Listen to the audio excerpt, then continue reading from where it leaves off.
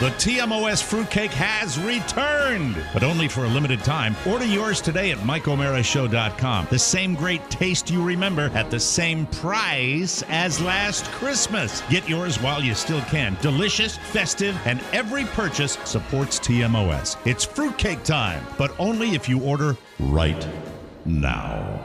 MikeO'MaraShow.com. This is a limited time offer. Mike O'Mara, Radio Entertainment. You can listen to the Mike O'Mara Show at MikeO'MaraShow.com. Let's get started. It's the Mike O'Mara Show with Mike O'Mara, Oscar Santana, and Rob Spiewak. Now, here's Mike. A long time ago, somebody mocked the intro to this show. And with the promo for the fruitcakes that runs before it, yeah. I get it now. How many times they can say my name? It is a little absurd. Something to think about frequency. In the new year, maybe. Frequency, branding, yes, right? Saturation, Branding. Mike. Yeah. I think it's smart. Welcome to the Mike O'Mara Show, live from Podville Media in Washington, D.C. And around the world, you're listening to, well, they told you 8 times. Welcome to the party. You don't tell them who is. Please join us along with our friends in great places like this. There's a theme here. There's a radio presentation that doesn't have some of these elements, so those Yes. guys can kick rocks. Yeah. I agree. Yeah. Rob Spiewak wrote this. The cities this Yes, week. I know did. that. Turkey, North Carolina. Now, I want an honest answer here. Yes. Are these places where listeners have been? I assume so. No, he's lying.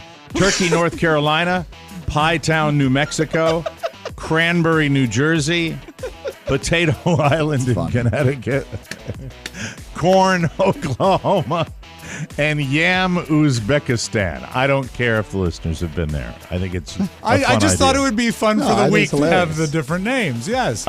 Welcome to the few days before Thanksgiving. We are delighted to have you with us. We will be doing a show for you today and tomorrow, and then we'll have a bonus show this week as well, and then we're taking a couple of days off to be We with wanted to be here family. all week, all of us. We did, but they just said don't.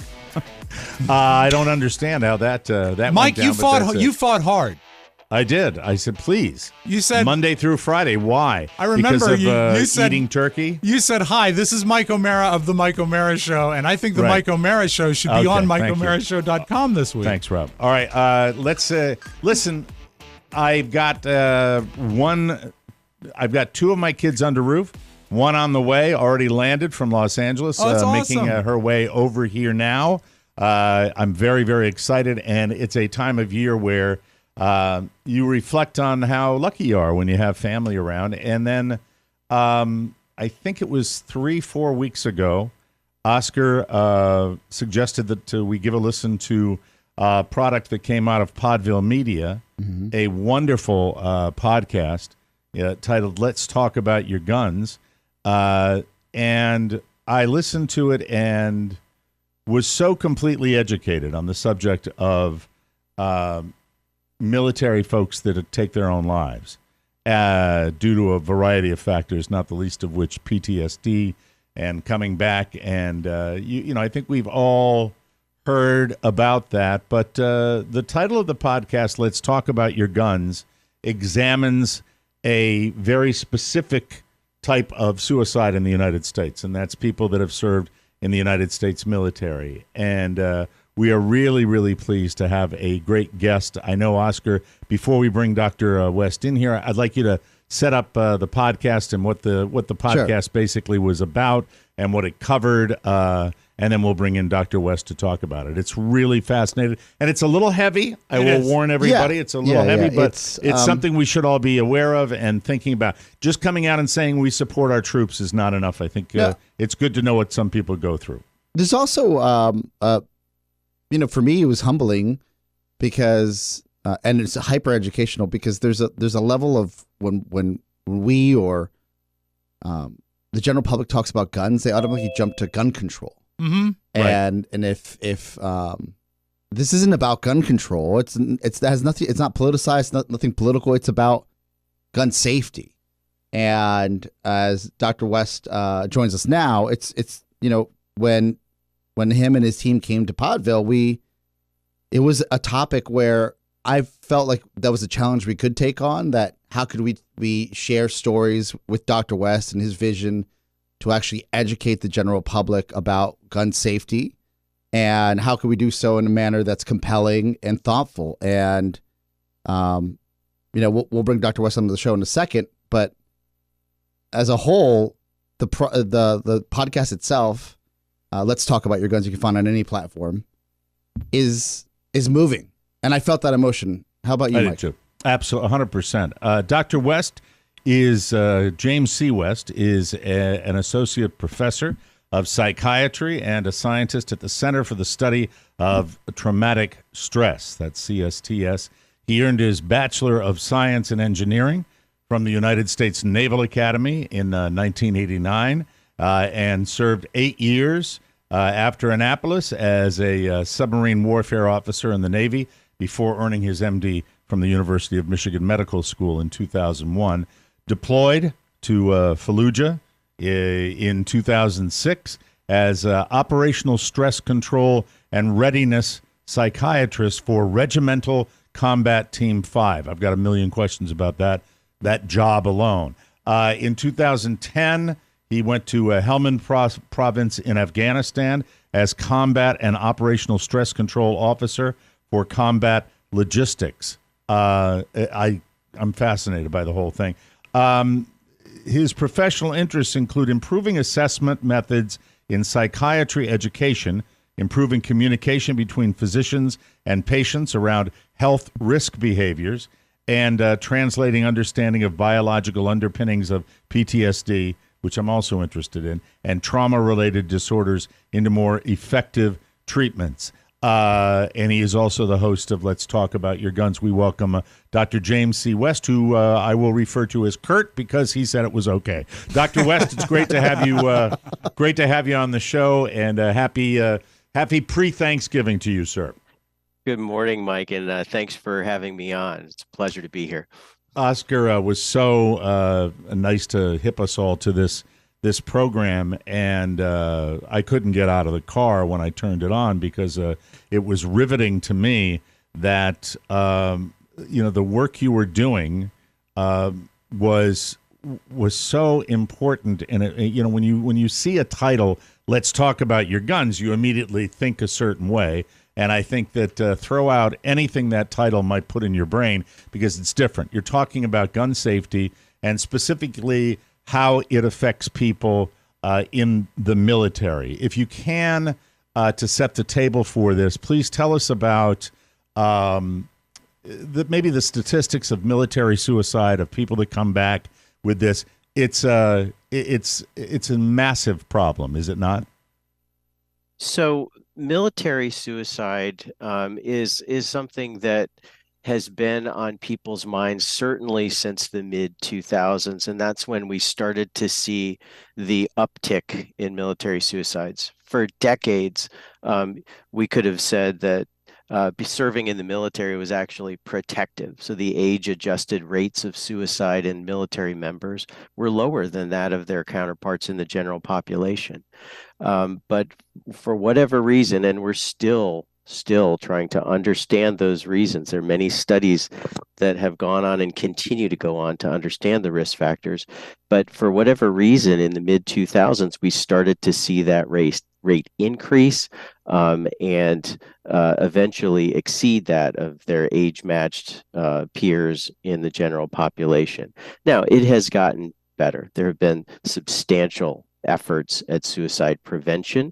Our podcast is actually one of those efforts, but many efforts at suicide prevention for service members. If I get it wrong, please feel free to correct me, but one of the things you discuss in the centerpiece of the podcast concerns the access to guns with people that have served. Obviously, it goes without saying that most military folks have gun training. They know all about guns, and they have access to guns. And one of the things you talk about in the podcast is the availability and access to guns is something that is it disproportionately significant as far as military suicide, where suicide by gun is is a larger factor in this group of people than it is, say, the general public?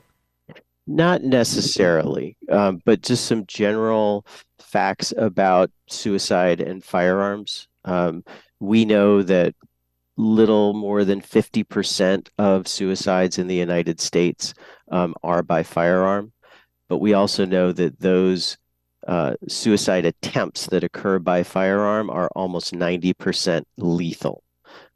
So the idea that once somebody has a hold of a gun with a suicide attempt, it is very likely that they will not survive that attempt. Now, research is starting to show that there are a substantial number of suicides, as many as half, that don't involve a lengthy period of planning and preparation and sort of this downward spiral. They're really impulsive acts. And so our focus with this podcast was to motivate people, to empower people, not just military people. I mean, really, we hope this appeals to a much broader audience than just military members and their families, but to motivate them and empower them to have conversations about guns and safety, about guns in their home, and about safely storing those guns. Because our belief is that it is really about putting time and distance between an impulsive decision and a final act. How much time are we talking about in a situation like that? How much time can actually affect an outcome like that? So, first of all, suicide, I am not a suicide researcher, but suicide is very difficult to study. So in spite of the fact that we have, on the order of 40,000 suicides in the United States every year, it is still a very rare event for the purposes of studying in an epidemiologic fashion. But the challenge, so the challenge is, how do you get meaningful, generalizable information from such a small group? But there have been studies, both in the United States and other countries, that have shown, anywhere from less than an hour, less than 10 minutes. One study out of Denmark showed, when they looked at people who had attempted suicide and then were seen in a hospital, and they asked them, how long before your first thought of suicide and your attempt? Almost half of them was less than 10 minutes, certainly less than an hour. Wow. Mike, go ahead. If you don't mind, Curt, I still want to call you Dr. West, but Curt, fine. Thanks, Oscar. Can you just shed a little more light about, and it's an ongoing theme throughout the podcast. Let's talk about your guns. You can just search "Let's Talk About Your Guns" or CSTS on any podcast platform you have a preference on, or Apple Podcasts, what have you. It's everywhere. What I feel is one of the key takeaways, just from listening to the pod, helping with the team here as we put the podcast together, hearing in real time some of your interviews as the pieces, we've been working on this for months, is that the common theme is that there has to be a plan. If there's a plan in place, if you have a plan, just in case you find yourself in dire straits, the gun safety, the protocol of how you keep your guns, how you hold your guns, if you pull them out of your house, if they're locked up safely. Talk about the plan. So, right, our belief is that the time to start thinking about gun safety is not when you're in the midst of a crisis. Sort of like the time to think about getting a fire extinguisher is not when your house is actually on fire. So this idea of promoting safe storage, and safe storage really amounts to 5 key principles. Number 1, guns are always stored unloaded. Number 2, they're always stored with a disabling device attached, or they're disassembled. Number 3, they're stored in a locked container. And then number 4, they are stored separate from their ammunition. And so the ammunition is typically stored in a separate locked container. Most gun owners know that, and the vast majority of gun owners do actually store their guns that way. The last piece that we add, we call it the fifth principle of safe storage, is to have an alternate storage plan for when times aren't so good, for whether it be a time of crisis or just, we use examples like maybe you're starting to drink more, or maybe you're having more conflict in the home, or maybe you're just not feeling so good about yourself. Whatever that may be, to have a plan. Where are those guns going to go so that you put that time and distance between yourself and that ready firearm with which you could harm yourself? So you're talking about getting to people earlier to when they're not in a time of crisis to plan out exactly where they what they where they would put the guns, where the guns would be, and then if things do tend to feel like they might be spiraling, to even have a more secure plan for firearms in the house. Exactly. To hand it over to a buddy or to take it to a range where you can lock it up, things like that.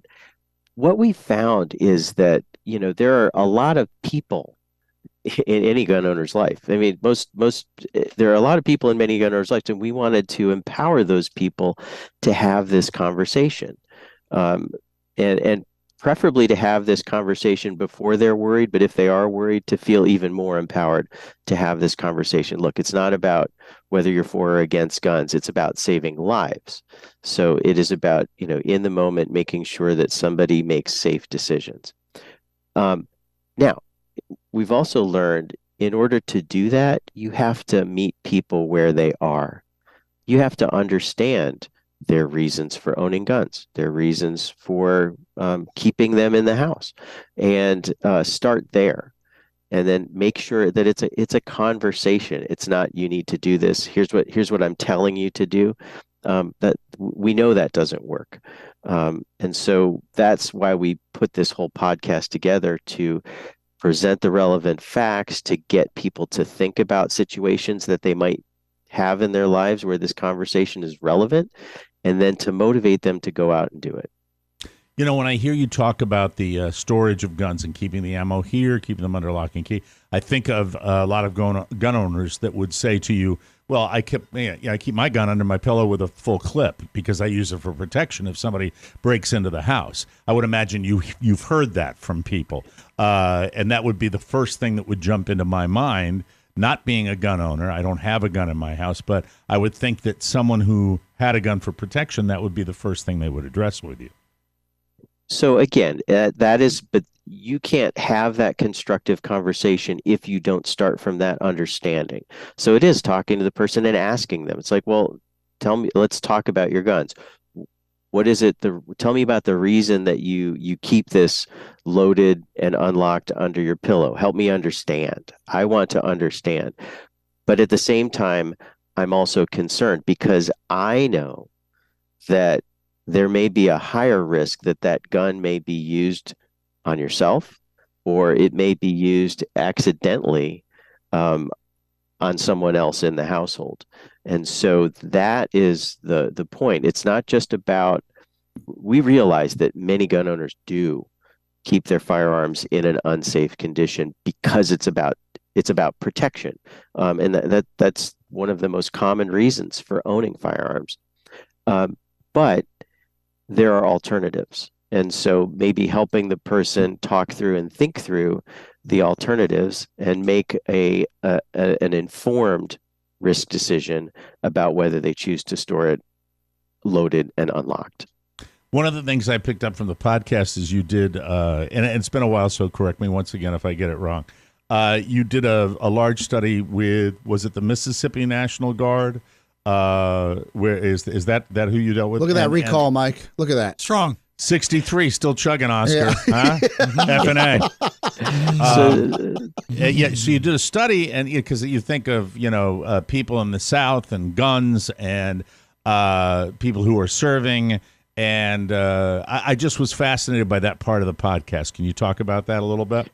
Sure. That was one of our guests. That was Dr. Michael Anestis, who's out of Rutgers, and he did a study with the Mississippi National Guard a few years ago where they they randomized. They basically assigned these guardsmen who volunteered to be a part of this study. They put them into 4 groups. Some were given counseling about. Oh, let me see. I'm going to pull this up. Yeah, that's important. Thank you. Yeah, it is. He broke it out, but basically there were groups that got counseling on gun safety and safe storage, and were handed gun locks. There were groups that just got gun locks, and then there were groups that got conversations. I believe it was about stress management, and then they were also either given gun locks or not. So, and what he saw was at 6 months, when people got locks, they started using them. When people were counseled about safe storage of firearms, they used them even more. What was really important was, these were conversations with relative strangers. So he used research assistants, which are basically young graduate students, to talk to these Mississippi guardsmen. And they welcomed the conversation. They were okay with the conversation. Some were skeptical. I mean, let's be honest. Some were like, yeah, whatever. I'm not, I'm safe. I'm a safe gun owner.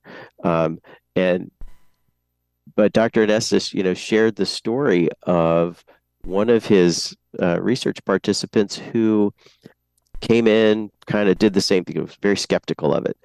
Came in for a follow-up visit 3 months later, very skeptical of it.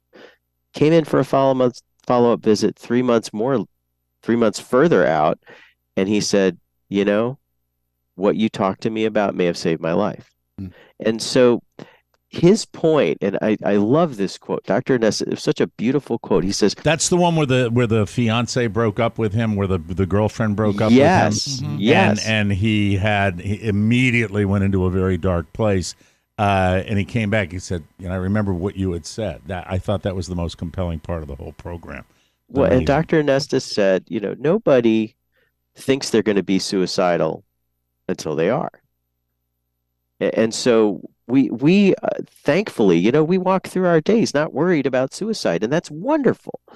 But we do know that it is a vulnerability. And so things that you can do in your environment to make sure that vulnerability doesn't result in a death by suicide are just so powerful. It's an amazingly open discussion that you have, and the fact that these guys who you would think of as gun owners, this speaks to people's attitudes too, as far as how people that don't own guns think about people that do. The fact that you were talking about these guardsmen that were receptive to these conversations, and that would tell me that going even beyond people that served in the military, people might be receptive. If you go into a dark place, you could hurt yourself or someone else by just having the loaded gun under your pillow. How about just putting a gun lock on it, that type of thing? Do you have any statistics as to how much this helps, or is it too difficult to do that at this early stage of the game? That is one with every one of our experts. They've pretty much come back and said, well, we cannot, we can prove that talking to them gets people to change their behaviors. What we can't prove yet is that those changes in behaviors actually result in fewer suicides. And again, that is really because suicide is such a difficult phenomenon to study. And honestly, firearm suicide even more so, because when somebody dies by suicide by firearm, all the story goes away with them. And so you're faced with trying to reconstruct it after the fact. And, yes, we can get good information, but it's not as reliable as, getting it from the person who was having the thoughts and made the decisions. But listening to that, the program, I really felt as though you're certainly doing good. You're certainly at least stacking the deck to a certain extent. That's the way I felt about it. One of the things that you study yourself, biological underpinnings of PTSD. When I read that, I said, is that, being around the explosion, or is that predisposition based on your genetic makeup to be more affected by this? What tell me what that's about when it comes to people that have PTSD? Sure. It's really about trying to get a better understanding of what goes wrong in these threat processing systems and these safety processing systems in the human brain when people have been exposed to a traumatic event. And then thinking about targets that you can either intervene with medications or psychotherapy. We know now that as it stands right now, psychotherapy, trauma-focused psychotherapy, has the best chance of putting PTSD into remission. We have medications, they work, they help, but they don't typically get people to remission of their PTSD, and we're trying to figure that out. Why does the therapy work so well? Well, for those who work with patients with trauma, one of the most debilitating symptoms of PTSD is called avoidance. And that is either avoiding talking or thinking about what happened, or avoiding people and places and things that remind you of the traumatic event. And so if you think about that, if I think about my work with Marines that had recently come back from Iraq or Afghanistan, a lot of times these young men and women got back, and within the first few weeks they try to get back into their regular life, and they find that they have these, I call them arousal reactions, but they're basically on edge. I used to call it the Walmart test, where they would walk in and they're trying to figure out what's going on. They're trying to find that sense of safety, but their body is telling them it's not safe here. It's not safe here. You got to be on guard. And so most people will go through that process, and they'll sort of relearn safety, and they'll be able to go to Walmart or go to, a busy, crowded public place and not have an issue. But for a sizable percentage, as many as 20 or 30% for combat veterans, you see that they can't get that reset. And so they continue to have those reactions. And what ends up happening is they just learn that it's better to avoid it. It's better to stay home. It's better to not go do those things that used to be a part of my life because I'm so uncomfortable. Wow. One of the things about this discussion and the podcast, Let's Talk About Your Guns, available everywhere, by the way, is that I think that I would imagine one of the frustrations for people coming back from a war zone, coming back from combat, would be the feeling of being alone, the feeling that people don't understand what they're going through, the feeling that, seeing somebody at a party getting annoyed about the hors d'oeuvres or something like would just be so frustrating, because you're saying to yourself, God, that's what you're bitching about, pal. That attitude. And I think we still forever, I think people that have not been through it have a great deal of understanding, really what people have suffered and what they have experienced, especially combat veterans. So all of this is so helpful in getting the word out about it for people that haven't been affected by PTSD, or haven't been in combat, or haven't served, or aren't gun owners. But let's talk about your guns, helping people in whatever way we can, getting more knowledge about this subject in any way, whether you have stats to back it up or not, sounds like something that's going to help. And I would imagine you wouldn't be involved in all of this if you didn't think that yourself.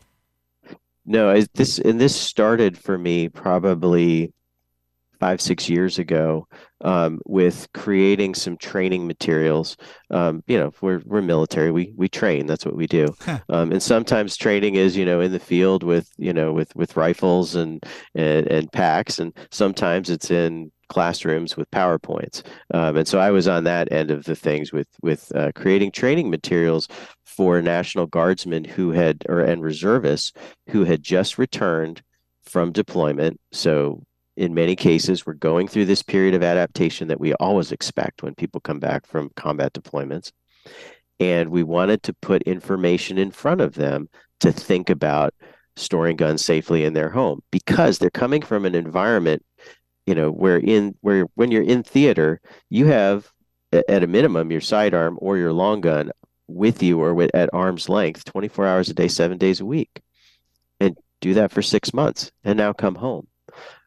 It's an unnerving feeling. I can say that I went through that myself. I'm a medical person, but we were still issued pistols that we kept on our leg all the time. And then you get home and you take it off and you're like, wait a minute, where'd it go? It's not that I felt unsafe, but it's a period of adaptation. So we wanted to get this information in front of these reservists who were not just coming home, but interesting thing about reservists is not long after deployment, they go back to their day-to-day life. They don't go back to necessarily a military unit where they report for work every day. Mm-hmm. They may go back to their job, at the department store or their job at the FedEx office, those sorts of things. And so we wanted to make sure, and we knew many of them have personal firearms at home. So this is not about service weapons and safety. The military's got that down pretty well. It's about personal firearms and the stuff that you keep at home that military doesn't attempt to control that.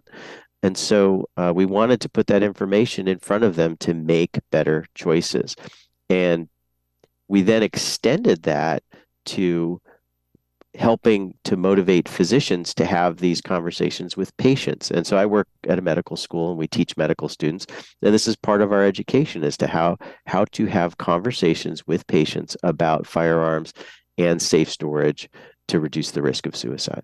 In an ideal situation, I would think that this would be SOP when it came to discharging or people that were coming out of theater to make it part of the deal. I mean, obviously in the military, you can get everybody into a room and have them listen to somebody.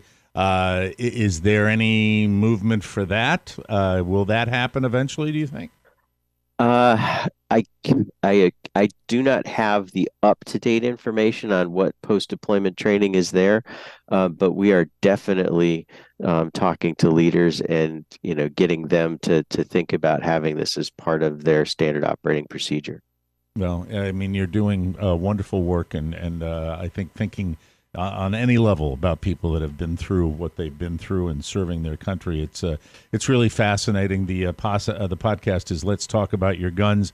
If you're interested in this, please check this podcast out, because if you have people in your life that have served, even if you don't have people that have served, you have people that you might be concerned about, having these conversations. So just educate yourself. Yeah, it's educating. And it ought to be required listening to anyone who has guns in their family. And I've been on some of the sessions with Dr. West, and to experience the anguish of the people that these people leave behind, if that doesn't make you at least look into it, you've got to you just got to, and again, have a plan. It's not much to ask to have a plan. It's a good idea. I want to make sure before we let you go that that we've gotten the word out. Is there anything that we need that might be helpful sharing with our listeners before we let you go?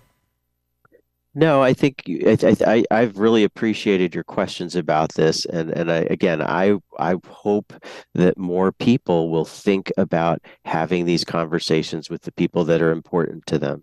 It's one thing for me as a physician to talk to a patient in my office, but it's quite another for somebody's spouse to talk to them in a caring way, to say that you matter to me, and I have these concerns. Can we come to some agreement together to make our environment safe, whether it's for me, for you, or for our kids? Again, that's what it's about. It's not whether you're for or against guns. It's about saving lives. Thank you, Dr. West, James West. Curt, we didn't call you Curt at any time during this interview. Next time for sure, Mike. Well, I'm all about, he earned it. I'm sorry. He's doctor. Screw that. I mean, he earned it. Of course, I didn't call my uncle Dr. O'Mara, but then he'd yell at me for something else. Anyway, that's my own trauma, Doc. We can discuss that another time. Thank you very much. The podcast is Let's Talk About Your Guns. Dr. James West, a pleasure, and have a very happy Thanksgiving, okay? Thank you, Mike. You too. Thank you very Thank you, much. Doctor. And now it's time to take a little break. And, I just think, especially during the holidays, it's a great thing to discuss. We will take a break, and we will come back with the homepage. And then I plan on making the rest of this show as stupid as possible. Attaboy. So we add a little balance, all right? Yeah. And the stupidity, of course, will begin with me. Wait till I tell you what I did. It's a feast of funny on the latest bonus show. Here's a small helping from the TMOS kitchen. I know I'm not up there, but sometimes I want to go, I'm over here now. You're there. We're here. I'm over here now. Oh. Mike, what is going on your face? When you have a tattoo, you bleed. Turkeys in captivity are disgusting, dirty creatures. I don't want to be a vampire anymore. I want to be a werewolf. Let me make my point, for God's sake. Can you get to it? Anime falls under the Comic-Con umbrella, is what you're saying. Yeah, there are some animes that Just definitely say yes. No. 5 out of 6 pilgrims say there's always room for the TMOS bonus show. Gift your loved one or treat yourself with a subscription now at MikeO'MaraShow.com. Settle down, MacGyver. Hey, MacGyver. Welcome back to the Mike O'Mara Show. People will try anything to lose weight. Insane workouts, eating nothing but grapefruit, questionable teas. But if you're looking for a more sustainable approach, Noom Weight is ready to help you. Their psychology-based approach focuses on progress instead of perfection. Off days are a part of the process. I'm dealing with Noom right now for my off day that I will probably tell you about later as well. Noom Weight helps you get back on track. Choose your level of support from 5-minute daily check-ins to personal coaching to sending the squad out to my door and having 15 people come in and say, "Stop! Put that food down!" Flak jackets. Anyway, their approach is based on scientific principles that help you better understand your relationship with food. 95% of customers say Noom Weight is a good long-term solution, and active Noomers lose an average of 15 pounds in 16 weeks. I love Noom Weight because it works. Oscar loves it. I love it. Carla loves it. If you are done trying everything to lose weight, then try Noom Weight. Sign up for your trial today at noomweight.com. I'm sorry, noom.com/TMOS. That's NOOM.com/TMOS to sign up for your trial today. And check out Noom's first ever book, The Noom Mindset, a deep dive into the psychology of behavior change, available for pre-order wherever books are sold. From the four corners of the World Wide Web and into your digital device, it's what you need to know. This is the homepage. This is the homepage, ladies and gentlemen, and we start today with the Thanksgiving Day, Macy's Thanksgiving Day Parade.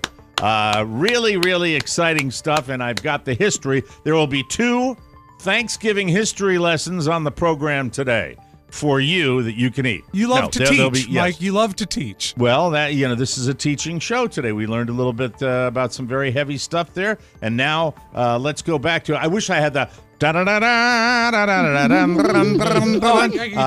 that march. Mighty Mouse. Yeah. All right. These are incidents, significant incidents, not total disasters, but mishaps at the Macy's Thanksgiving Day Parade in chronological order.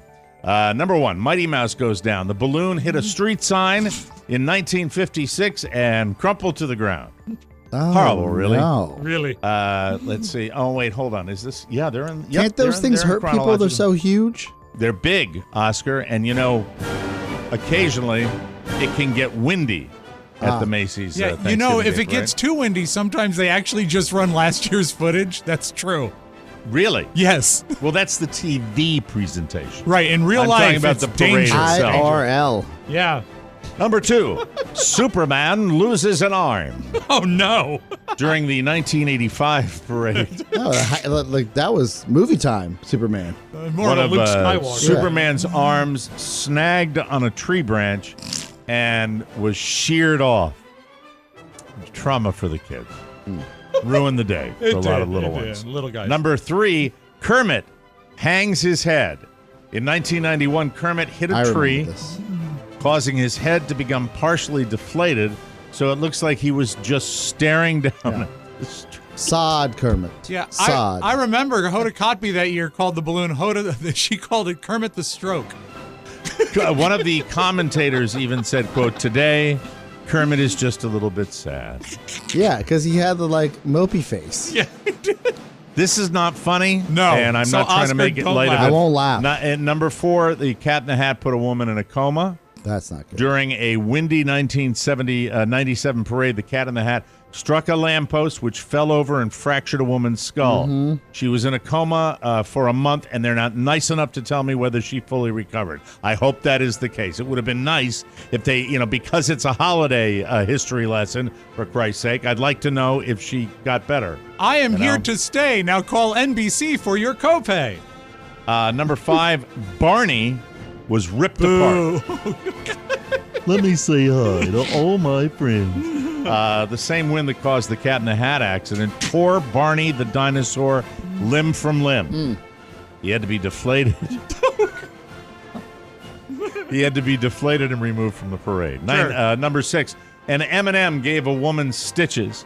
In 2005, an M&M balloon snagged on a pole in Times Square, then hit a street light. Those damn street lights. I know it. Every time, Mike. Every time. Broken parts from the light hit and injured 2 sisters. One of them needed stitches in the back of her head. And number 7, in 2011, old Scotty McCreery. He's the American Idol guy, with a real low voice, right? Scotty McCreery got caught faking it. Oh, Everyone pretty much knows the performers on those floats lip sync, but that doesn't mean they like getting caught. In 2011, Scotty missed his cue and started singing the song after it had already begun. Oh, no. Wow. That's embarrassing. That happens pretty much. You don't have a moment number 8, which is in 1983, Willard Scott went crazy and killed a page. Yeah, right on the street. Yeah. Are you going to watch the parade? Do you watch the parade at all? Sometimes I do, sometimes I don't. It's one of my favorite, because, live TV is so precious anymore. It is one of the best things to make fun of, because it's horrible. I just don't like the phone. You love phony jive. I do. hate phony jive. Well, it's part of the making fun of it part. I mean, what it is a perfect Roker vehicle. Well, I don't. Not this year. Not with the clots. What's the matter with Roker? Roker hasn't been in because he has blood clots. Oh, really? Just generally? Yeah, and I don't know if he's good. back yet, but I can't imagine they'll set him out there on his scooter and his hat. Oh, all right. So I had no idea. Yeah, that's breaking news. What were you going to say, Oscar? I'm just, for me, I always see these. My mom, she still gets American Express catalog, and in the American Express catalog, it's called Destinations. It's like a magazine. It's like you would get. It's very not unlike what you'd see on an airplane. Correct. Yeah. But she's a rube, and she'll read them. She's like, maybe one day you successful, and you take us to Thanksgiving at Macy's. And so then you look at the package, and it's like $100,000 for the parade. She wants to go. Yeah, she wants to go, and I'm like, wants to go. Mom, we'll get you a kitchen before we do any of this. Look, don't be rude, And she said it again this weekend when she had the little destination. You tell her that if you go to the parade, Barney will kill you. You've been to the parade, right, Mike? No. Mike has been in a parade, but the Manassas parade, which doesn't get get national coverage. That's the Christmas parade where I rode on a fire truck. All right. Hey, you know what? Before you close the page on parades, I got a hot text from Mark Riddell. Guess who will be the Grand Marshal of the Richmond Christmas Parade this year? Who's that going to be? Nutsy the Flying Squirrel from... Oh, look at that. Yes. Julia's boyfriend? Yes. Coming up like 7-Up. Yeah. Wow. Really? The Grand Marshal is the mascot for the minor league baseball team? I thought 2 things. I thought that's great for Jack, and I can't wait to see work on Thanksgiving, though. No, that's Christmas parade. Oh, Christmas, I'm sorry. By the way, wait when to you see say him. that name, I always think of Sideways, the movie, Jack? Sorry. So I thought that's great for Jack, and also they kind of dropped the ball at the parade. Yeah, not really an A-lister. Yeah, right? I would have put Guar as the head marshal, yeah. Taylor Swift walked into the American Music Awards with 6 nominations. She walked out with 6 American Music Awards, including Artist of the Year. Been a pretty good run for her lately. Yes. While accepting that one for Artist of the Year, she said, I have the fans to thank, essentially, for my happiness. I love you more than I can say. I cannot express how unbelievable it is to me that I still get to do this and that you still care. So thank you, underlined with 13 exclamation points. I guess she still talks like a teenager. I don't know what to say. She also won Favorite Pop Album for the remake of her 10-year-old album Red, and Favorite Music Video for All Too Well, the short film. Last night's other winners included Harry Styles, BTS, Morgan Wallen, Nicki Minaj, Kendrick Lamar, Beyonce, Machine Gun Kelly, Ghost, and Maneskin. Or is it Maneskin? Maneskin, I think. I don't know. You know what won Best absolutely Soundtrack? No idea who that is.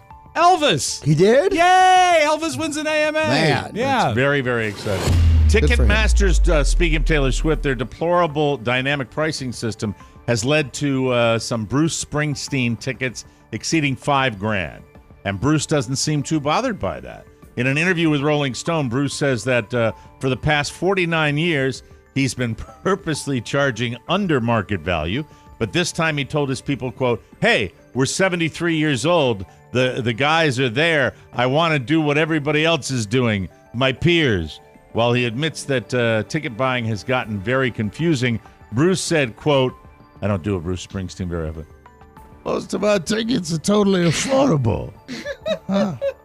He adds, quote, "The ticket broker is someone's going to be taking that money." I'm going, hey, why shouldn't that money go to the guys that are up there sweating 3 hours a night for it, huh? Yeah. Come on. I'm 73 years old. The working man. Give me the money. He's like a rougher Tony Bennett. Yeah. Right? Yeah, I think so. Hey, this is Bruce Springsteen. How's it going, everybody? Nice to see you. He's Yeah, not I'm to the not point money. where he's doing the hug yet, but he's getting there. Sit in the front row, pay $10,000. F you. I'm from Jersey. Then he added, quote, "I know it was unpopular with some fans, but if there are any complaints on the way out, you can have your money back." Okay? There you go. All right, Thunder Road. All right, thank you. Can I have my $5,000, please, Bruce? Oh, boy. We got another history lesson here because I'm all Thanksgiving it up. Okay. Catherine might be arriving as we speak. 1621, the first Thanksgiving. The Mayflower Pilgrims, who founded the Plymouth colony in Massachusetts, shared a historic autumn harvest feast. 1870, Thanksgiving becomes a national holiday. Let me see. Thanksgiving becomes an official national holiday in 1870 after Congress passes legislation establishing it as so. Now, because your son isn't here, I'll ask, what was that like in 1870? Cold. Okay. Number 3, the fourth Thursday on December 26th, 1941, Franklin Roosevelt signs a bill that moves it to the fourth Thursday of November. According to the Library of Congress. 292.9 million Americans celebrate Thanksgiving with a meal-focused gathering. So that's a lot of folks. That is. 46 million turkeys are eaten. That's a lot of turkey. Thanks, Rob. Great kicker. The National Turkey Federation identifies itself as a national advocate for American turkey industry, estimates 46 million turkeys. 6 states raise most of the country's turkeys. They are Minnesota, North Carolina, Arkansas, Indiana, Missouri, and Virginia. Oh. There it is. And 80 million pounds of cranberries are consumed. Americans eat nearly 80 million pounds of cranberries during the week of Thanksgiving, and that's according to National Geographic. I used to look at that when my dad got them for free, and they had women's bare boobs. This is definitely the peak time for cranberry. You don't see people buying a lot of cranberries in June. No, it's up. But I make a mean one, and I supplement it with apples because I'm a great chef. Oscar loves those. And now a little something. A 30-year-old man named Michael Lloyd. Hair of the dog, Lloyd. Hair of the dog. He's been admitted to robbing a bank in Missouri earlier this year after he handed a teller a note that said, "Give your money now. Don't say anything. I have a partner outside." The teller followed the order, and Lloyd got away with $754. The note was written with a pink highlighter on the back of his birth certificate. Lloyd was also wearing an active ankle monitor at the time, relating to another case. Naturally, the authorities had no problems tracking him down. Lloyd told police that he'd gotten in a fight with his lover, someone named Ashley, and he'd robbed the bank to, quote, prove a point. It's unclear what the point was. He's looking at a maximum sentence up to 20 years, and of course, he will lose his job as a rocket scientist. Thank you. Thank you very much. Hair of the dog, Lloyd. Hair of the dog. We got to take a break. When we come back, it's simply entitled, it'll be a very brief discussion. Just brief. I am the involved father. Aww. A conversation with my middle daughter, Elizabeth. Yeah, this is going to make me look really crappy. All right, class, settle down. It's story time. Today I'm going to read you the story of The Hungry Bolivian by Amy Tinker. Oscar was a very hungry Bolivian. He was so hungry that on Monday he ate Bang Bang chicken wrap, 3 soft tacos, grapes and granola, Green bean casserole. I got the gobbler bowl. and then on Tuesday he had Taco Bell. Bean burrito. Fanta. Fufu berry, May I just set the table? Burrito and chips. vegan cinnamon roll. Chipotle Mexican grill. Wednesday and Thursday he was still hungry because he's never ever full. I'm never ever full. So he ate Pineapple cream, Stuffing. watermelon soda. Snacks. I bit my tongue. Pure cane sugar. Extra sour black cherry. I can't If you're wait. hungry for laughs, get a delicious subscription to the Mike O'Mara Bonus Show. Click the link at Mike O'Mara Show today and bon appetit, I'm ass. still hungry. Oh, good job, Twitch. Fun. You're still slaying it. As the inflation numbers go, so do mortgage interest rates. The recent dip in inflation saw mortgage rates go down as well. See how that works. But what does this mean to you? Well, according to my friend Mark Livingstone at Cornerstone First Financial, this is a great time to buy a home. This higher rate environment has led to less competition for buyers and better deals now versus last year. Wherever you are in the home buying process, you need the experts at Cornerstone First Financial. I'm going to sneeze. I don't want to. This is good luck. Bless you. Oh, Everybody in our house almost is like a Donald Duck dust. sneeze.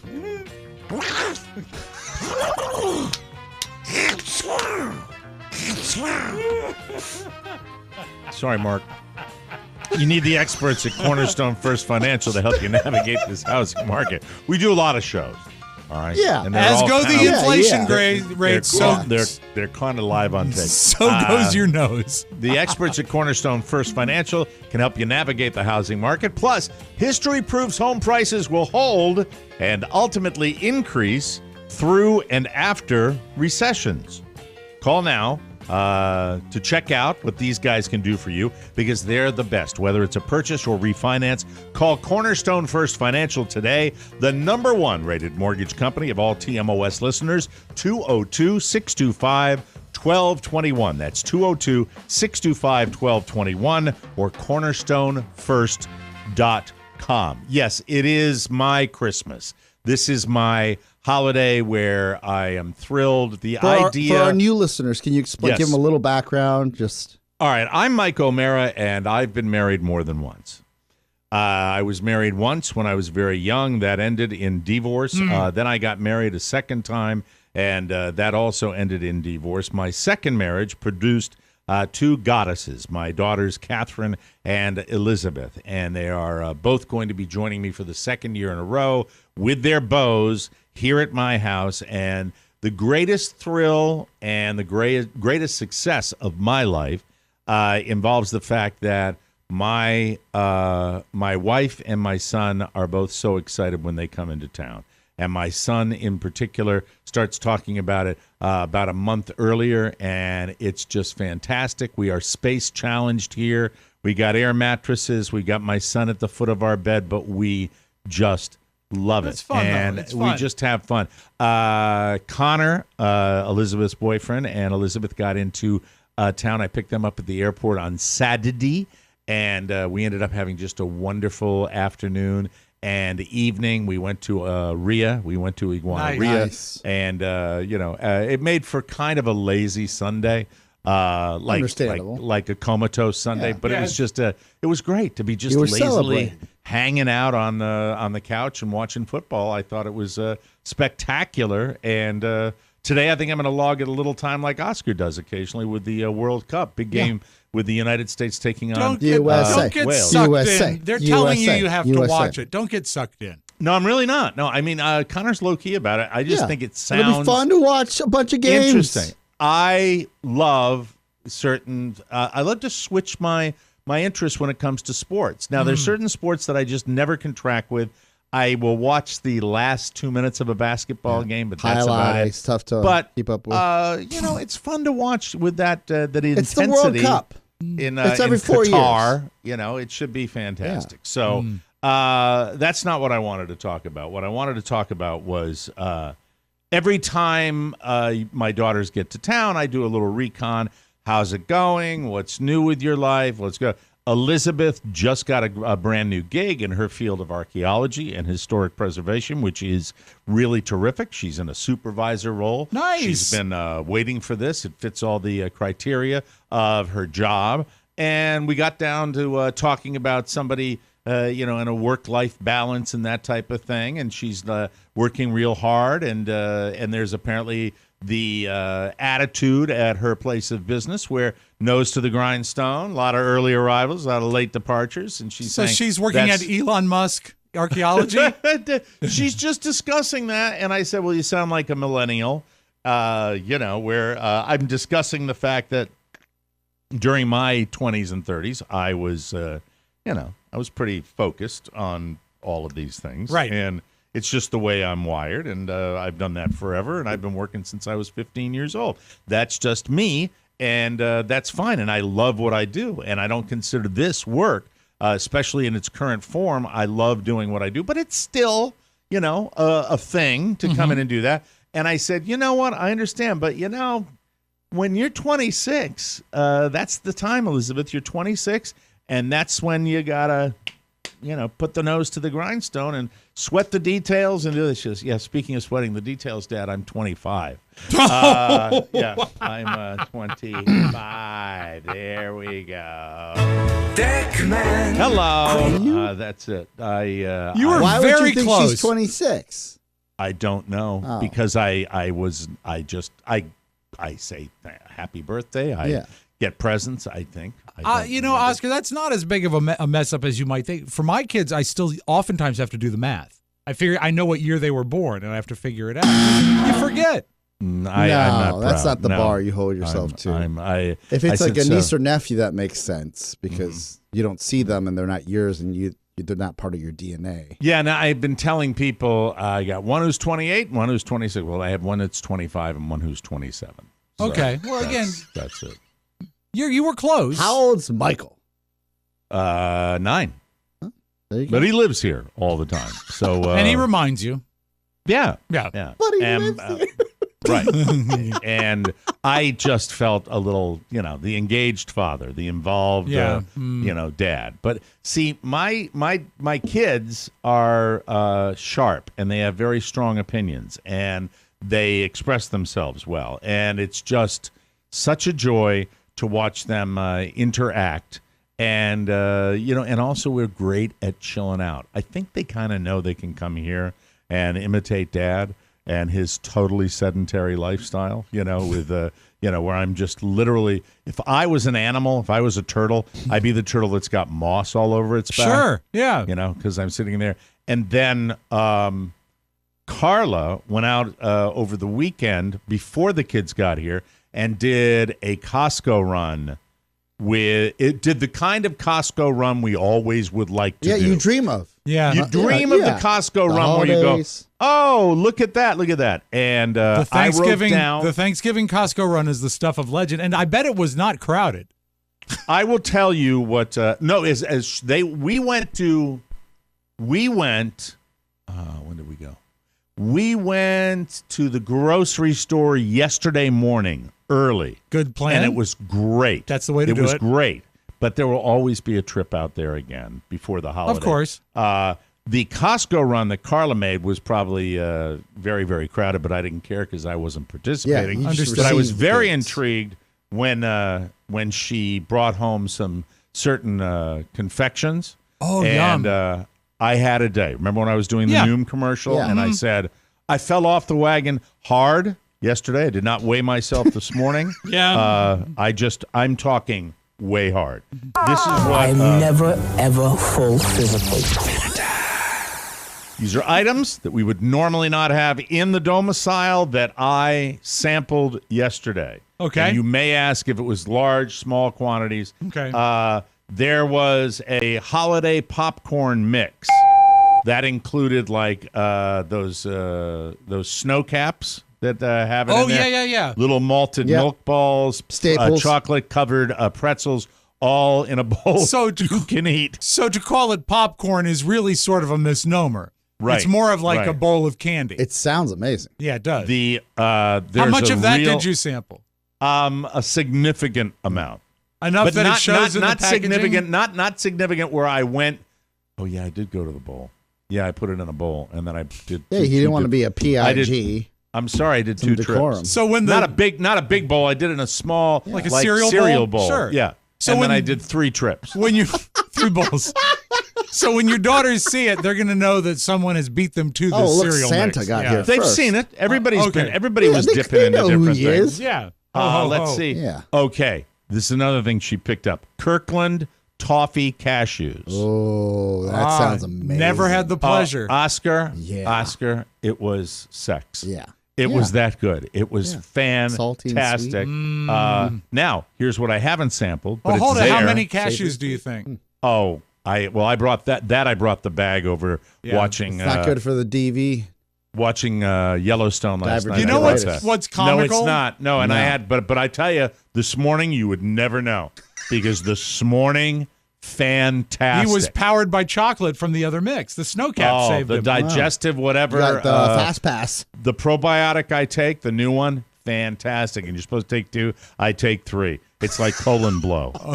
It's the awesome. thing that's really sad about, and especially if you buy nuts at Costco in like the 5-pound bag, you'll look and it'll say serving size, 18 nuts. Yeah, Like, it who's does. doing It that? does. Yeah. The chocolate bark is over there. I have not sampled it yet. The chocolate covered pretzels I did sample. How many? Along with I'm not that many. Okay. But enough. Yeah. Kettle chips. All weekend with those. Yeah. They brought these kettle chips in, and Good. these chips are phenomenal. Yeah. There were Doritos, large family-sized bag of Doritos, dove into those. After I had a chip moment where the nacho flavor or Cool Ranch? Nacho cheese. Better choice. Good job. And I had that. I had chips for lunch. Yeah. That was my lunch. That was my luncheon. The game's wrong. then- no big Luncheon? deal. The babysitter, our babysitter Carmen, Yes. earlier in the week, she had left a carton of Entenmann's crumble donuts. So you know good. those Robert's sugar favorite. crumble donuts. Yeah. Mm. Knocked out a couple of those. Sure. And I heated them too because I'm a fat pig. I heated them up in the microwave. So That's they'd a be really like good this. mark of a fat guy. I've done it. Thank you. And I had a salad for dinner last night. A salad with some little you're back chicken here. breast You're in back there. on That's it. not- yeah. Back Deal. on it. Thank you. Thank you very much. That's great. That's all I have. I have to take a break That's now. plenty, Thank you. I think. Yeah. Plenty Yeah, for it's a week. delightful. Wonderful. Really. And by the way, Yellowstone hitting its stride. Some watched it good last Yellowstone. night. Yeah. Good Yellowstone action Yeah. last night. Don't ever mess with another woman's man. We learned that. Did you watch, by the way, did you watch the Sylvester Stallone? I did. Taylor Sheridan is a genius. That's all I'll say about the Sly Stallone.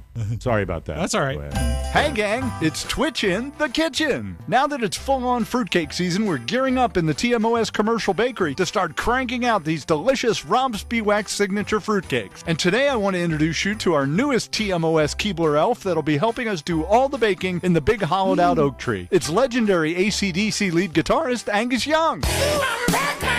Angus brings that great rock star energy to the kitchen that'll really help us crank out these incredible fruitcakes this year. Ooh, baby! Problem is, Angus is only about 3.5 feet tall, and Rob's already stepped on him 4 times. I got 9 lives! More brown sugar, Angus! Pals, go to MikeO'MaraShow.com and order your fruitcake today. They're only available for a limited time, so get them now or you'll miss out for another entire year. Rob, you're standing on Angus again. Poor Angus. Mike, the Tulsa King is a solid program. And I know we just got the first one yesterday, right after Yellowstone. I want to ask you a couple of things about it before we go, and then we're going to talk about your dad, and I want to talk about Rob's crisis that he had over the weekend. The holidays are approaching, so it's time to start thinking about what you're going to give your loved ones. Well, look no further than a personalized coffee subscription from Trade Coffee. Trade Coffee is a coffee subscription service that makes it simple to discover new coffees and make your best cup of joe at home every day. Trade partners with the nation's top-rated independent roasters to send you coffee that they know you'll love, fresh to your home, and on your preferred schedule. Oh, man. It makes the perfect gift for loved ones. Trade makes it easy with their digital gifting options for last-minute shoppers or their coffee and equipment bundles for something under the tree. Now, this is the one I'm drinking right now. It's called Kickstart. There it is. Looks like that. That's how it comes to you. Nice big bag of coffee right there. From Greater Foods Coffee Company. These are the independents that are all around the country. This has dark chocolate, brown sugar, full-bodied, and it's absolutely yummy. I love it. Treat yourself or the coffee lover in your life with Trade Coffee. Right now, Trade is offering our listeners a total of $30 off a subscription and access to limited-time holiday specials at drinktrade.com/TMOS. That's drinktrade.com/TMOS for $30 off. Remember, drinktrade.com/TMOS. Now, tomorrow on the show, Rob will have a review of the Christmas Story Christmas. He's not going to do the spoilers, so don't worry, but he'll give us his opinion, and I might see it tonight with the whole family, so we might be able to talk about it. Great family viewing. I mean, it's good for everybody. So you've already given the review then? No, I'm just saying it's good for all ages. You're such a dummy sometimes. You really are. You really are. Why can't he just hold on? Why can't he do it? He can't. It's not his. He doesn't have his ship. It's just he has to say a positive. What's wrong with you? What about? I'm excited to see how you receive it. I am excited to see how he receives it. So getting back to last night, there's a show that they preview after Yellowstone, and you would think, I am not by any stretch of the imagination a Sylvester Stallone fan. Mm-hmm. But my daughter and I and my daughter's boyfriend watched the preview of the new show from the creator of Yellowstone, Taylor Sheridan, called Tulsa King. Yes. And now, was it a preview or was it a full episode? It was a full episode. Yeah, it was the first episode. Sneak peek. Sneak peek. Okay. And I will tell you, that guy, Taylor Sheridan, who writes all the teleplays. Mm-hmm. Yes. I said to Elizabeth Oscar that the man, here's what separated that from just being a dumb show.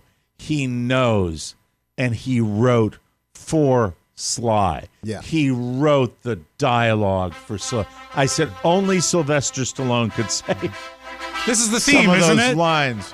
It was stunningly satisfying. Well, I was scared that it was going to be I thought it was going to underwhelming because this is what, Rob, I don't know. I'm familiar with the thumbnail of the plot, and it sounds like a hack plot idea. It sounded exactly like a hack but the plot, Yellowstone, Rob. Absolutely. At every commercial break, I don't care if you DVR'd it, whatever. Even if you fast forward to the commercials, that's what I did for Yellowstone. Right.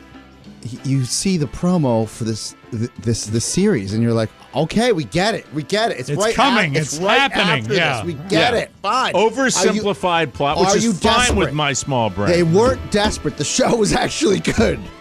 Like and controlled, yes, and had subtlety to it, yes, and was fun more than funny. Anything fun, like, and that's what it's all about. Like, all right. Spoiler alert for Yellowstone. If you haven't seen it yet, turn down. This is where third episode. I'm just going to say this. Season. I'm going to say this one thing about Taylor Sheridan.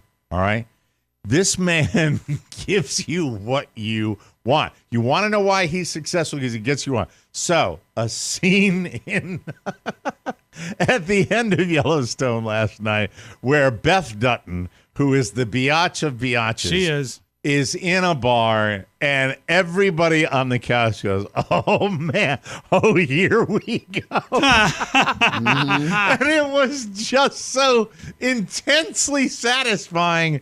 I tell you, the guy, look, he gets plenty of accolades. He doesn't need an extra one for me. Yeah. But there's a reason the guy is a juggernaut, because he just knows how to do TV. To do these dramas on the small screen, it's fun.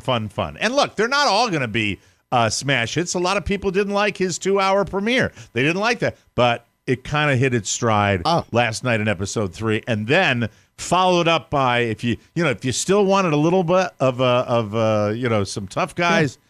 Oh God, so much fun! Also, so much fun. Sli's. I like to get personal with these celebrities and find out what's going on. He's coming off a separation, divorce. Yeah, didn't they get back together? Well, allegedly. I don't know how this works. I just want to see Jennifer Flavin. I want to see how the craft is actually if his work is affected on screen when you're going through all this drama. Sometimes it ups people's performance because they dig in and then they dive into their work. Other times they derail like Tom Brady has. Yes, like you look right. His performance is him. It's perfect. It's him. However, and by the way, they don't shy away from his advanced age, which is another brilliant part of that show. That's smart. And this comes directly from my daughter Elizabeth to our listeners. I'll just give you a little warning. This is not a spoiler alert. You might even want to look for it, but you might also want to look away. All right. My daughter did not find it intensely pleasant watching Sylvester Stallone eat an ice cream cone. Oh, I can imagine that would be not okay. It was funny. She said I had to look away when I saw that, and then I go back and I rewound it. Big. But anyway, that's that. We got to take a break. We got Town of Sound coming up tomorrow. Oscar's father is in town. Yes. A crisis at the Spiewak household, and we'll hopefully we'll talk about that Christmas story. Yes. Christmas and a lot of holiday stuff leading up to the holiday, which is what you do. That's what we do. We'll be right back. The dog's a ball sniffer because the dog was sniffing Michael's balls. Yeah, but it's fine for you to go into the bathroom and make sure he washes his balls. We don't have the balls context. No, we don't have the balls context. Is make sure you wash your butt. Make sure you wash your balls. Does she remind you too? Make sure you get all your cracks. That's right. The ball wash. Make sure you wash your balls. Omega ball wash, yeah. Make sure you wash your butt. Working at the ball wash. Make sure you get all your cracks. That's right. Omega Ball Wash, yeah. The Omega Ball Wash. Great on the golf course and a lifesaver in the home. For more squeaky clean fun, get a subscription to the Mike O'Mara Bonus Show. Click the banner at MikeO'MaraShow.com and be in the know with the TMOS Bonus Show. Omega Ball Wash, yeah. Oh, my God. That derailed me right there. A message from Sleep Number. With days becoming shorter and temperatures getting cooler, your sleep quality and circadian rhythm can be affected. Gradual adjustments to your daily routine can help shift your bedtime and wake-up time in 15-minute increments to better align the sunrise and sunset. Turn on brighter lights in the morning to help you wake up, and keep up with a fitness routine to help combat tiredness during the day, and sleep better at night. Speaking of which, do you know 8 out of 10 couples say one of them sleeps too hot or too cold? Science tells us that regulating your sleep temperature leads to higher quality sleep. Sleep Number can help you out. Beds designed with temperature benefits, such as the new Sleep Number Climate 360 smart bed, can actively warm and cool on each side so you both sleep in blissful comfort with a regular sleep schedule. And studies show consistency leads to better sleep quality. My Sleep Number setting is now a 75. Carla is at a 65. Why choose proven quality sleep from Sleep Number? Because to be your very best every day, you need proven quality sleep every night. Discover special offers now for a limited time at your local Sleep Number store or at sleepnumber.com/TMOS. Sound.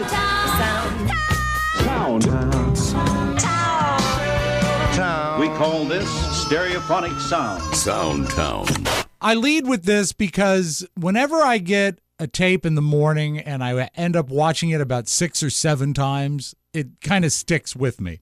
You know, a simple rubber chicken, right? Just a simple rubber chicken. And if you squeeze it, it squeaks. Yes. If you squeeze it harder, the pitch of the squeak will change. Okay. If you don't, you can actually alter the pitch of the squeak. Well, this gentleman, he's on YouTube. His name is Vin Hatero, and he has a player piano playing Mozart. And he's in front of the player piano in a tuxedo with a rubber chicken. Mike, this is Mozart as played on a rubber chicken. This is...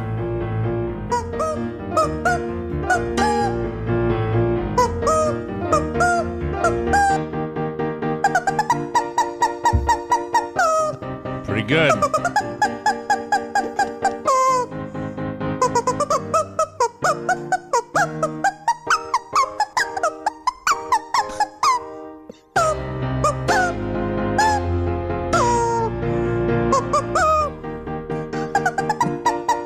We were talking to a doctor, at the beginning of the show. Remember, I promised. But you made a promise, yeah. And the thing that I love about it is the man never smiles. This is really well done, though. Yes, that's got to be enormously difficult. Yeah, I bet he doesn't have a girlfriend. We haven't finished. Wait.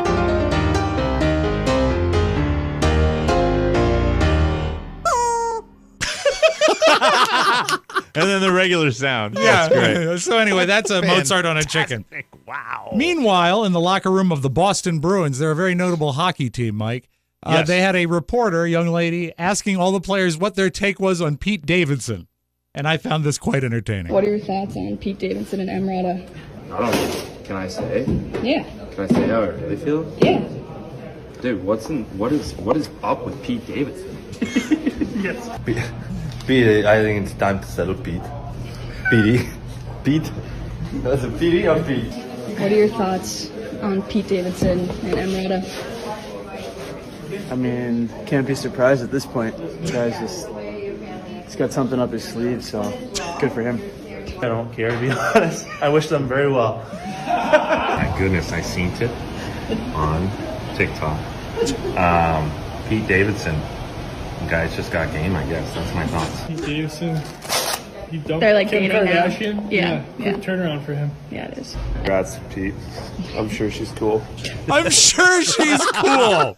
Did you see the meme over the weekend with Pete Davidson's head put on like this old 1950s gray suit, and he's sitting next to Marilyn Monroe, and it said Pete Davidson when he gets to heaven. That's great. Absolutely brilliant. Really, really funny. There are a lot of stars, and there's very few that have like no negative baggage attached to them. But one of the guys that always comes off looking like a champ is Jack Black.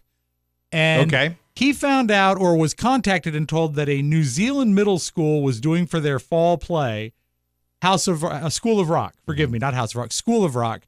And he sent them this message. And how cool is this? If you're in 7th grade, you're in a play, and you get this from Jack Black. North Intermediate Normal. It's me, Jack Black. Are you doing School of Rock? That rules.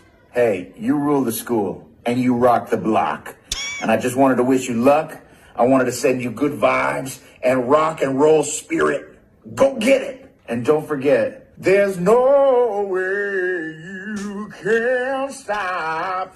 Ow, ow. The School of Rock. Yeah. I love it. I love him. Cool. I think He committed. He did. Committed to it. Good job. And tis the holidays, Mike, and this was trending over the weekend. We'll close with this. This is a little girl, and I don't know why it would be her first trip, but according to the notion on the YouTube video, this is her first trip to Target to the toy aisle. Okay. And her mom is recording her seeing the toy aisle for the first time, and it's very cool. Oh my gosh. Oh, are you serious? Are you serious? Oh my gosh. Oh my gosh. Oh my gosh. So many bells. America. What they don't tell you is she's 18. Oh my gosh. My mom has a similar audio tape of me at the liquor store. But that's for another time. Mike, that's all I have. Oh my gosh. Oh my God, I forgot to hit it. There you go.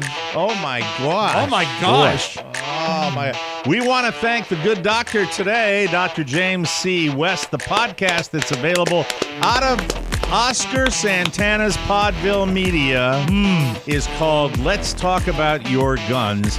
And it deals with important information, not pro-gun, not anti-gun, just what you can do to speak to somebody who might be in danger. And I think it's a fantastic effort that they put forward, and I'm proud of it. And all the people at Podville should be proud of it as well. We'll be back with one more show tomorrow, and then this week we have a bonus show as well. Bonus show, yeah. So 2 more shows this week before we enjoy Thanksgiving with our families.